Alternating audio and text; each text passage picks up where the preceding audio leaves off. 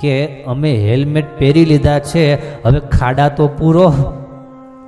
સિસ્ટમના આવા મેસેજ માણસો આપવા માંડ્યા છે અને હવે સિસ્ટમવાળાએ જાગવાની તાતી જરૂર છે.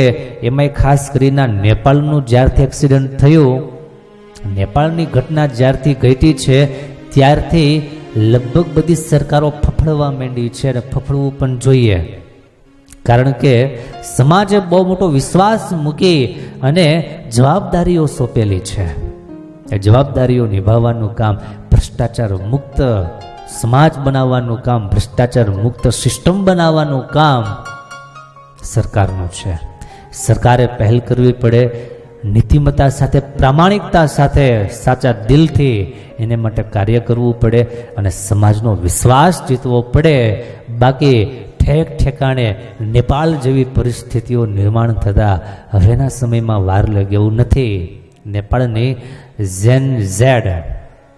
ઝેડ જનરેશન 1998થી 2012ની વચ્ચે જેનો જન્મ થયો છે એને ઝેન નામ આપવામાં આવેલું છે.